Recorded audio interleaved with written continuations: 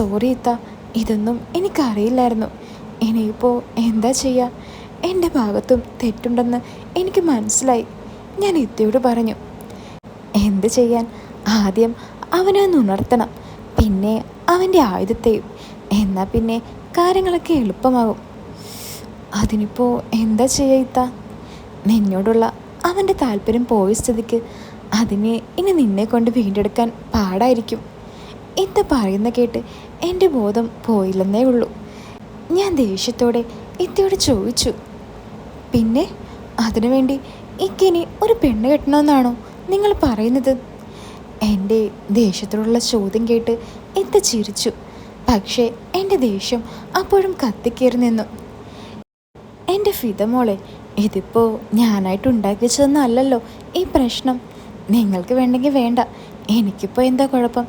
പിന്നെ ഞാൻ ഇത്രയും പറയാൻ കാരണം നമ്മളൊക്കെ ഒരു ചോരയാണെന്ന് വെച്ചിട്ടാ.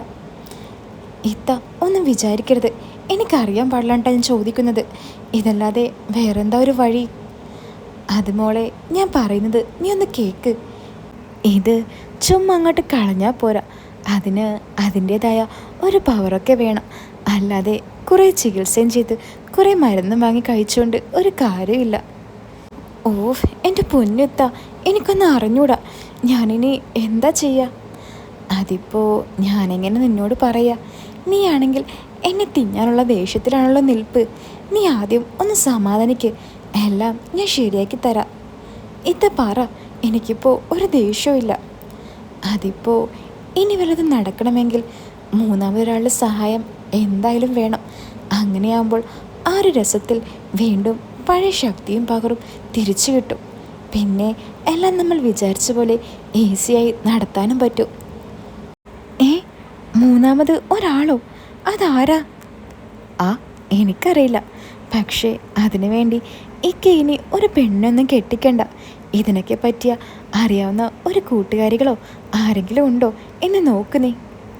കൂട്ടുകാരികളോ? എന്താ ഇത്ത ഈ പറയുന്നേ? എനിക്ക് കേട്ടിട്ട് തന്നെ പേടി തോന്നുന്നു. എടി, ഒരു ദിവസം മതി, പിന്നെ നിങ്ങൾ തമ്മിലൊക്കെ ഓക്കെ ആയിക്കോളും. ഇതല്ലാതെ വേറെ ഐഡിയ ഒന്നും ഇല്ലേ ഇത്ത? ഇതിനിപ്പോൾ എന്താ കുഴപ്പം? ജസ്റ്റ് ഒന്ന് ഉണർത്തണം, ഒന്ന് അങ്ങോട്ടും ഇങ്ങോട്ടും മാറ്റി വെക്കണം. അവസാനം അത് പവർ കൂടും, അതിൽ അങ്ങ് പൊട്ടിക്കണം. സിമ്പിൾ. ഇതിനൊക്കെ ഇങ്ങനെ ആലോചിച്ച് തല പൊണ്ണാക്കണ്ട. എന്നാലും ഇത്ത, ഇക്കതിന് സമ്മതിക്കുമോ? കൊള്ളാം, നല്ല ചോദ്യം. അങ്ങോട്ട് കൊണ്ടുപോയി കൊടുത്തു നോക്ക്, അപ്പോൾ കാണാം ബാക്കിയുള്ള പൂരം. ഞാൻ ഇക്കയോട് ഒന്ന് പറയട്ടെ, എനിക്കെന്തോ ഒരു പേടി തോന്നുന്നു. ഞാൻ പറഞ്ഞു. അതൊക്കെ അവൻ സമ്മതിക്കും. പക്ഷേ അതിന് പറ്റിയ ആരെങ്കിലും ഉണ്ടോ നിങ്ങളുടെ അടുത്ത്? അതില്ല. അതൊന്നും ഇല്ലാതെയാണോ അങ്ങോട്ട് പറയാൻ പോകുന്നത്? ആദ്യം ഒരാളെ കണ്ടുപിടിക്ക്, എന്നിട്ട് പറയാം. അതിപ്പോൾ ഇതിനൊക്കെ ആരെ കിട്ടുക? പിന്നെ എൻ്റെ ഒരു കൂട്ടുകാരിയുണ്ട്, സമീറ. അവളുടെ ഹസ്ബൻഡ് ഗൾഫിലാണ്. ഞാനൊന്ന് വിളിച്ചു നോക്കട്ടെ. നീ എന്തായി പറയുന്നത്? അങ്ങനെയൊന്നും വിളിച്ചു ചോദിക്കുന്ന കാര്യമാണോ ഇത്? നിനക്കെന്താ തലയ്ക്ക് സുഖമില്ലേ ഇങ്ങനെ ഓരോ മണ്ടത്തരങ്ങൾ പറയാൻ? അതല്ല ഇത്ത, അവളെൻ്റെ ബെസ്റ്റ് ഫ്രണ്ടായിരുന്നു. ഞാൻ വിളിച്ചാൽ ചിലപ്പോൾ അവൾ വരും. ഞാനൊന്ന് വിളിച്ചു നോക്കിയാലോ? അതൊന്നും വേണ്ട, വെറുതെ ആ ഫ്രണ്ട്ഷിപ്പ് ഇല്ലാതാക്കണ്ട. വേറെ ആരെങ്കിലും ഉണ്ടോ എന്നൊന്ന് ഓർത്ത് നോക്ക്. പിന്നെ ഞങ്ങളൊരു അയൽവാസിയുണ്ട്. പക്ഷേ ഇക്കാൻ്റെ കൂട്ടുകാരൻ്റെ പെങ്ങള, എപ്പോഴും വീട്ടിൽ വരാറുണ്ട്. എനിക്കവൾ വരുന്നതൊന്നും ഇഷ്ടമല്ല. ഞാൻ വലിയ മൈൻഡൊന്നും കൊടുക്കാറില്ല. ഞാനൊന്ന് മുട്ടി നോക്കിയാലോ? അവളൊന്നും വേണ്ട. അവളുടെ ആങ്ങള അറിഞ്ഞാൽ ആകെ പ്രശ്നമാകും. നമ്മുടെ കുടുംബത്തിൽ തന്നെ ആരെങ്കിലും ഉണ്ടോ എന്ന് നോക്ക്. അതിപ്പോൾ നമ്മുടെ കുടുംബത്തിൽ ആരാ? എനിക്കാരെയും ഒരു പരിചയമില്ല. ഇത്താക്ക് ആരെങ്കിലും അറിയുമോ? ഇല്ല, എനിക്കാരെ അറിയില്ല. ഇത്ത ഒരു കള്ളച്ചിരിയോടെ പറഞ്ഞു. ഇത്തയുടെ കള്ളച്ചിരി കണ്ടപ്പോൾ എനിക്ക് തോന്നി ഇത്താക്ക് സമ്മതമാണെന്ന്. ഞാൻ നേരെ ഇത്തയോട് ചോദിച്ചു, ഇത്ത, നിങ്ങൾക്ക് പറ്റുമോ? നിങ്ങളാവുമ്പോൾ എല്ലാം അറിയാലോ. അത് പിന്നെ ഒരു നല്ല കാര്യത്തിനായതുകൊണ്ട് ഒരു കള്ളച്ചിരി മുഖത്ത് വരുത്തി ഇത്ത നാണത്തോടെ പറഞ്ഞു. ഇത്തയുടെ മറുപടി കേട്ട് ഞാൻ ഞെട്ടിപ്പോയി. ഇനിയിപ്പോൾ നിങ്ങൾ ആളെ തിരഞ്ഞ് കഷ്ടപ്പെടണ്ട. ഞാനല്ലാതെ ആരാ ഇപ്പോൾ നിങ്ങളെ ഈ അവസ്ഥയിൽ സഹായിക്കുക? ഞാനുണ്ട് നിങ്ങളുടെ കൂടെ. ഡോക്ടറെത്ത എൻ്റെ കൈ പിടിച്ചുകൊണ്ട് പറഞ്ഞു. സന്തോഷം കൊണ്ട് ഞാൻ ഡോക്ടറത്തെ കെട്ടിപ്പിടിച്ചു. വാ, നമുക്ക് അവൻ്റെ അടുത്തേക്ക് പോവാം. എന്നെയും കൂട്ടി ഇത്ത ഇക്കയിരിക്കുന്ന ഇത്തിയുടെ റൂമിലേക്ക് നടന്നു. ഇത്ത പോകല്ലേ, നിൽക്ക്, ഞാൻ പറഞ്ഞു. എന്താടി? അത് ഇങ്ങനെ രണ്ടാളും കൂടി അകത്തേക്ക് ചെന്നാൽ എങ്ങനെ ശരിയാകും? ഇത്തവിടെ നിൽക്ക്, ഞാൻ പോയി ഇക്കയോട് സംസാരിക്കാം. അതൊക്കെ ആവശ്യമുണ്ടോടി? വേണം, ഇല്ലെങ്കിൽ ഇക്ക എന്നോട് എന്തെങ്കിലും വിചാരിക്കും. ഞാൻ പോയി എല്ലാം ഒന്ന് ഓക്കെ ആയിട്ട് വരാം. എന്നാ നീ പോയി പറഞ്ഞിട്ട് വാ. ഞാൻ നേരെ ഇക്ക ഇരിക്കുന്ന റൂമിലേക്ക് ചെന്നു. എന്താടി അവിടെ കുറേ നേരമായാലോ രണ്ടുപേരും സംസാരിക്കുന്നു?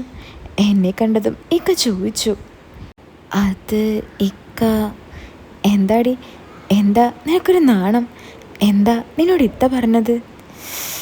അതിക്ക, ഞാനൊരു കാര്യം പറയട്ടെ, ഇക്ക എന്നോട് ദേഷ്യപ്പെടുമോ?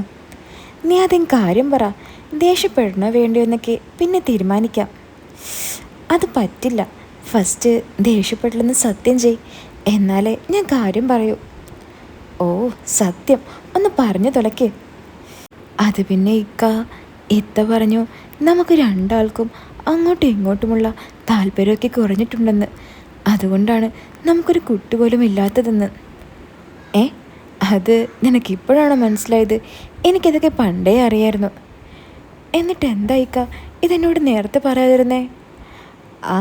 ഇനി അത് പറഞ്ഞിട്ട് വേണം നീ അവിടെ കിടന്ന് അലാറി വിളിക്കാൻ. എന്നിട്ട് പിന്നെ എന്തു പറഞ്ഞു സജനിത്ത? അപ്പോൾ സജനിത്ത പറയാ അതൊക്കെ ഒന്ന് വീണ്ടെടുക്കാൻ നമ്മുടെ ഇടയിലേക്ക് മൂന്നാമതൊരാൾ വേണമെന്ന്. മൂന്നാമതൊരാളോ? അതാരാടി? അതിപ്പോൾ ഇക്കക്ക് എന്നോട് താല്പര്യമില്ലല്ലോ, അപ്പോൾ ഇക്കക്ക് താല്പര്യം തോന്നിക്കാൻ പറ്റിയൊരാൾ. എനിക്ക് താല്പര്യം തോന്നിക്കാനോ? ഇതൊക്കെ ആരാ പറഞ്ഞത് എന്നോട്? എല്ലാം സജനിത്ത പറഞ്ഞതാ. അങ്ങനെയാവുമ്പോൾ ഇക്കാക്ക് എല്ലാത്തിനും ഒരു ഉഷാറുണ്ടാവുമെന്ന്, മറ്റു കാര്യങ്ങളെല്ലാം നല്ലതുപോലെ നടക്കുമെന്നൊക്കെ പറഞ്ഞു. ഞാനത് പറഞ്ഞതും ഇക്കയുടെ മുഖം ചുവന്ന് തുടുക്കുന്നത് ഞാൻ കണ്ടു. അല്ല, എന്നിട്ട് ആരാ മൂന്നാമതൊരാൾ? വെപ്രാളം പിടിച്ചുകൊണ്ട് ഇക്ക എന്നോട് ചോദിച്ചു. അതിപ്പോൾ ഞാൻ എങ്ങനെയാ പറയാ? നീ ഇങ്ങോട്ട് പറ, ആരാ അവൾ? അത് ഞാൻ പറയാം, പക്ഷേ ഇക്ക സമ്മതിക്കാതെ ഇരിക്കരുത്. ആദ്യം നീ ആളെ പറ, എന്നിട്ട് നോക്കാം വേണോ വേണ്ടയോ എന്ന്. ഇക്ക കുറച്ച് ജാടയിട്ട് എന്നോട് പറഞ്ഞു. അത് നമ്മുടെ സജനിത്തയാ. സജനിത്തയോ? നെട്ടിക്കൊണ്ട് ഇക്ക എന്നോട് ചോദിച്ചു. അതെ, നമ്മുടെ കാര്യങ്ങളെല്ലാം അറിഞ്ഞപ്പോൾ സജനിത്ത തന്നെ എല്ലാത്തിനും സമ്മതിച്ചു. സജനിത്ത അല്ലാതെ വേറെ ആരെയും ഈ പരിപാടിക്കൊന്നും കിട്ടില്ല. ഇക്ക ഇനി എതിരൊന്നും പറയരുത്. ഞാൻ എന്തായാലും അതങ്ങ് ഉറപ്പിച്ചു. ഞാൻ പറഞ്ഞു, ഇതൊക്കെ വേണോ? നമുക്ക് വല്ല മരുന്നും കുടിച്ച് നോക്കിയാൽ പോരെ? വെറുതെ എന്തിനാ ഇങ്ങനെയൊക്കെ? വേണം. എത്രയെന്ന് വെച്ചിട്ടാ ഇങ്ങനെ മരുന്നും കുടിച്ച് നടക്കുക? കുടിച്ചിട്ടിപ്പോൾ കുട്ടി ഉണ്ടായോ? ഇല്ലല്ലോ. എടി അതല്ല, എന്നാലും ഒന്നുകൂടി ആലോചിക്കണ്ടേ?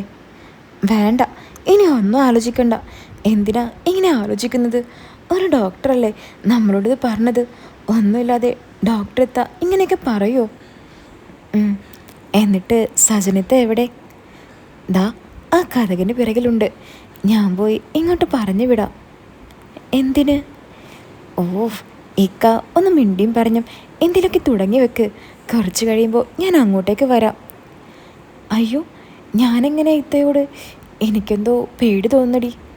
ഇക്ക പേടിക്കൊന്നും വേണ്ട, ഇത്താക്ക് എല്ലാം അറിയാലോ. കുറച്ചു നേരം സംസാരിച്ചതിന് ശേഷം കാര്യത്തിലേക്ക് കടന്നാൽ മതി. അതല്ലടി, ചെറുപ്പത്തിൽ എന്നെ കുറേ എടുത്ത് നടന്നതല്ലേ. പെട്ടെന്ന് ഇങ്ങനെയൊക്കെ പറഞ്ഞപ്പോൾ എനിക്കെന്തോ പോലെ. ആണോ? എന്നാൽ പിന്നെ എന്താ ചെയ്യുക? ഇക്കാക്ക് വേറെ എന്തെങ്കിലും ഐഡിയ ഉണ്ടോ? അല്ലെങ്കിൽ ഇക്കാക്ക് ഞാൻ തന്നെ താല്പര്യമുണ്ടെങ്കിൽ തരാൻ പറ്റുമോ നോക്കട്ടെ. അത് വേണ്ട. അതെങ്ങനെ നടക്കാനാ? കുറേ കാലമായില്ലേ, എന്നിട്ടൊന്നും നടന്നില്ലല്ലോ, ഇക്ക പറഞ്ഞു. അല്ല, ഇക്കാക്ക് ബുദ്ധിമുട്ടാണെങ്കിൽ ഞാൻ വല്ല വീഡിയോസൊക്കെ കണ്ട് ഒന്ന് ഒരുങ്ങി വന്നാൽ പോരെ? അങ്ങനെ ഒന്ന് ട്രൈ ചെയ്ത് നോക്കിയാലോ? അതൊന്നും വേണ്ട. അതുകൊണ്ടൊന്നും എനിക്കാരും ഉണ്ടാവുമെന്ന് തോന്നുന്നില്ല. നമുക്ക് ഇത് തന്നെ നോക്കാം, ഇക്ക പറഞ്ഞു. അപ്പോൾ ഇക്കൊക്കെ കുഴപ്പമൊന്നുമില്ല? അതിനെ നോക്കിയിട്ട് കാര്യമില്ല. ഇത്തല്ലാതെ ഇനി വേറെ ആരെ കിട്ടാനാ? നമുക്ക് ഇത്തയാകുമ്പോൾ നമുക്ക് അങ്ങോട്ടും ഇങ്ങോട്ടും അറിയാം, ഇത്താക്ക് ഇങ്ങോട്ടും അറിയാം. നീ ഇത്തയോട് ഇങ്ങോട്ട് വരാൻ പറ, ബാക്കി ഞാൻ നോക്കിക്കോളാം. ചെറിയ വിഷമം ഉള്ളിലുണ്ടെങ്കിലും ഞാൻ ഇത്തയുടെ അടുത്തേക്ക് ചെന്നു. ഇത്തയെ ഇക്കയുടെ അടുത്തേക്ക് പറഞ്ഞു വിട്ടു. എന്നിട്ട് ഞാൻ ഹാളിലെ ചെയറിൽ വന്നിരുന്നു. ജനലിലൂടെ പുറത്തേക്ക് നോക്കിയപ്പോൾ വേലക്കാരത്തി താത്ത പുറത്തുനിന്ന് അലക്കുന്നത് ഞാൻ കണ്ടു. സ്വന്തം ഭർത്താവിൻ്റെ അടുത്തേക്ക് ഒരു അന്യ സ്ത്രീയെ പറഞ്ഞു വിട്ട് ഞാൻ ഈ ചെയ്യുന്നത് ശരിയാണോ തെറ്റാണോ എന്ന് എനിക്ക് തിരിച്ചറിയാൻ പറ്റുന്നുണ്ടായിരുന്നില്ല. റൂമിൽ കയറി ഇക്കയോട് എന്തൊക്കെ സംസാരിക്കുന്നത് ഞാൻ കേട്ടു. പക്ഷേ ആ സമയം ഞാൻ ജനലിലൂടെ പുറത്തേക്ക് നോക്കിയിരുന്നു. പെട്ടെന്ന് ഇത്ത വന്ന് കഥ കിടക്കുന്ന സൗണ്ട് ഞാൻ കേട്ടു. ആ സമയം എൻ്റെ ഉള്ളൊന്ന് പിടച്ചു. എന്നാലും എല്ലാം സഹിച്ച് ഞാൻ എന്നെ വിളിക്കുന്നതും കാത്ത് അവിടെ തന്നെ ഇരുന്നു. കുറേ സമയം ഇരുന്നിട്ടും എന്നെ അവർ മൈൻഡ് ചെയ്യുന്നുണ്ടായില്ല. ഞാൻ വീണ്ടും അവരുടെ വിളിക്കായി കാത്തിരുന്നു. പക്ഷേ അവരെന്നെ മറന്ന് അതിലേർപ്പെടുകയായിരുന്നു. കുറച്ച് നേരം കൂടി വെയിറ്റ് ചെയ്ത് നോക്കി വരാതെ ആയപ്പോൾ ഞാൻ പതിയെ ഡോറിൻ്റെ അടുത്തേക്ക് ചെന്നു. ഡോറിൽ ഞാൻ ചെവി വെച്ച് കാതോർത്ത് നോക്കി എന്തെങ്കിലും ഒച്ച കേൾക്കുന്നുണ്ടോ എന്ന്. പക്ഷേ അകത്തു നിന്ന് ഒരു സൗണ്ടും കേൾക്കുന്നുണ്ടായിരുന്നില്ല. എന്തായിരിക്കും ഇവർ ചെയ്യുന്നത് എന്നറിയാൻ എനിക്ക് ആകാംക്ഷ കൂടി. ഞാൻ രണ്ടും കൽപ്പിച്ച് കതക് പിടിച്ച് തള്ളി നോക്കി. അപ്പോഴാണ് എനിക്ക് മനസ്സിലായത് സജനിത്ത കതക് കുത്തിയിട്ടില്ലെന്ന കാര്യം. എൻ്റെ തള്ളലിൽ കതക് മുഴുവനായി തുറന്നു. ഞാൻ നോക്കുമ്പോൾ രണ്ടുപേരും കാര്യപരിപാടിയിലായിരുന്നു. അവർ രണ്ടുപേരും തകർത്ത് ആഘോഷിച്ചുകൊണ്ടിരിക്കുക. എന്നെ കണ്ട ഇത്ത ഒന്ന് നെട്ടിയെങ്കിലും ഓടി വന്ന് എൻ്റെ കൈ പിടിച്ച് എന്നെ അവരുടെ അടുത്തേക്ക് കൊണ്ടുപോയി. എന്നെ വിളിക്കാത്തതിൽ ചെറിയ സങ്കടമുണ്ടെങ്കിലും ഞാൻ അതൊക്കെ മറന്ന് അവരുടെ കൂടെ എല്ലാം ആഘോഷിച്ചു. ഡോക്ടർ ഇത്ത പറഞ്ഞ പോലെ എല്ലാം ഞങ്ങൾ ഭംഗിയായി ചെയ്തു. ആ മൂന്നാമതൊരാളുടെ പവർ എനിക്കെന്ന് ശരിക്കും മനസ്സിലായി. ഇത്രയും കാലം ഇക്കയിൽ നിന്നും ഞാൻ അറിയാത്തൊരു ശക്തിയും പവറും ഞാൻ അന്ന് ശരിക്കും അറിഞ്ഞു. എല്ലാം കഴിഞ്ഞ് അന്ന് രാത്രി വീട്ടിലെത്തിയപ്പോഴാണ് എനിക്ക് ചില സംശയങ്ങൾ തോന്നാൻ തുടങ്ങിയത്. ഇതെല്ലാം സജനിത്ത എന്നെ പറ്റിച്ച് നടത്തിയ കാര്യങ്ങളാണോ? ഇനി ഇക്കയും ഇത്തയും കൂടി എന്നെ പറ്റിച്ചതാണോ എന്നൊരു സംശയം. എന്തായാലും എനിക്കറിയാത്ത കാര്യങ്ങൾ അറിയാനും എൻ്റെ ഭാഗത്തുള്ള തെറ്റുകൾ എനിക്ക് മനസ്സിലാക്കാനും പറ്റി. നമ്മൾക്ക് കൊടുക്കാനുള്ളത് വെറുതെ നീട്ടിവെച്ച് കൊടുത്തിട്ട് കാര്യമില്ല. അത് അതിൻ്റെതായ രീതിയിൽ കൊടുക്കണം. ഇല്ലെങ്കിൽ ഇങ്ങനെയൊക്കെ സംഭവിക്കുമെന്ന് ഞാനൊന്ന് പഠിച്ചു. അപ്പോൾ ഈ കഥ ഇഷ്ടപ്പെട്ടെങ്കിൽ വീഡിയോ ഒന്ന് ലൈക്ക് ചെയ്യാനും ചാനൽ ഒന്ന് സബ്സ്ക്രൈബ് ചെയ്യാനും മറക്കല്ലേ. അതുപോലെ ഇതുപോലുള്ള സ്റ്റോറികൾ ഒരു മറയുമില്ലാതെ കേൾക്കാൻ നിങ്ങൾക്ക് ആഗ്രഹമുണ്ടെങ്കിൽ അടിയിൽ കമൻറ്റ് ബോക്സിൽ ഞാനൊരു ലിങ്ക് കൊടുത്തിട്ടുണ്ട്. അതിൽ കയറി എനിക്കൊരു മെസ്സേജ് അയച്ചാൽ മതി കേട്ടോ. ഞാൻ ഡീറ്റെയിൽസ് പറഞ്ഞു തരാം. അപ്പോൾ പുതിയൊരു കഥയായിട്ട് നിങ്ങൾക്ക് വീണ്ടും കാണാം. എല്ലാവരും കാത്തിരിക്കുക.